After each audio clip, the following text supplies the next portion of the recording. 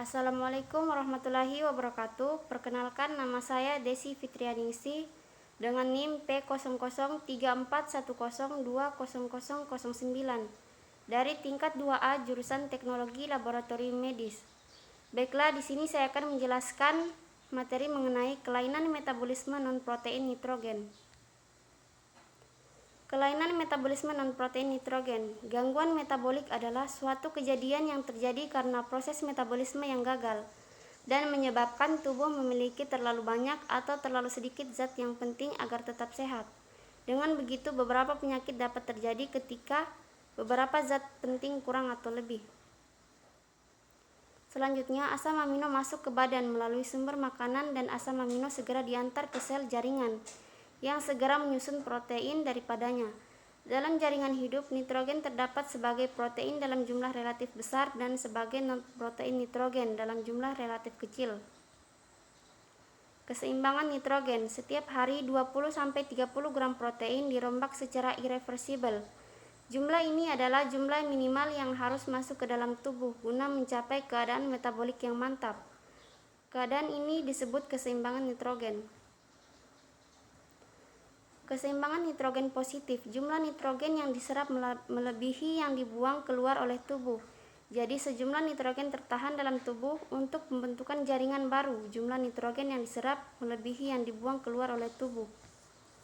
Keseimbangan nitrogen negatif. Jumlah protein yang dibuang melebihi jumlah yang dimakan. Jumlah protein yang dimakan kurang dari kebutuhan minimum, tidak ada pembentukan jaringan baru, dan protein dibakar untuk kebutuhan energi. Non-protein nitrogen merupakan senyawa-senyawa nitrogen bukan protein yang berasal dari katabolisme protein dan asam nukleat. Ada lebih dari 15 NPN berbeda dalam plasma dengan konsentrasi total nitrogen 250-400 mg per L. NPN terbesar adalah urea 45%. Selanjutnya, zat-zat yang tergabung dalam NPN diantaranya: yang pertama, urea. Urea dibentuk di hati dari katabolisme asam amino atau protein, merupakan produk ekskresi metabolisme protein. Urea difiltrasi di glomerulus dan direabsorpsi di tubulus. Reabsorpsi menjadi lebih besar dengan meningkatnya kadar urea dalam urin.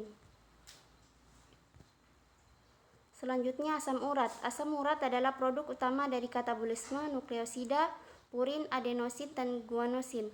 Disintesis di hati dan dikatalis oleh enzim oksidase. Selanjutnya, urit asid diangkut ke ginjal. Selanjutnya, kreatinin disintesis oleh hati, terdapat hampir semuanya dalam otot-otot rangka. Kreatinin meningkat dalam darah, fungsi renal berkurang, berjumlah relatif kecil dalam darah dan jaringan tubuh. Kreatinin secara normal di dalam darah akan disaring oleh ginjal dan terakumulasi menjadi urin. Selanjutnya, amonia. Amonia adalah hasil katabolisme protein, banyak diserap dari usus yang terbentuk oleh degradasi bakteri dari diet protein dan urea. Sebagian besar amonia dibentuk oleh bakteri di usus, dari protein makanan ataupun dari urea. Amonia dibentuk di hati dengan oksidatif deaminasi asam amino, terutama glutamik mengkatalisis deaminasi dari L. Selanjutnya, asam amino. Asam amino non-esensial ialah tubuh makhluk hidup itu dapat membuat jenis asam amino. Asam amino esensial bebas yang terdapat dalam jaringan hidup merupakan hasil residusi dari sintesis protein yang kemungkinan hasil degradasi dari protein. Dari asam amino bebas ini dapat terbentuk senyawa-senyawa NPN lain yang merupakan hasil deaminasi atau dekarbosilasi dari asam amino bebas. Baiklah, itulah tadi presentasi yang dapat saya sampaikan. Lebih dan kurangnya mohon dimaafkan. Wabillahi taufiq wal hidayah. Wassalamualaikum warahmatullahi wabarakatuh.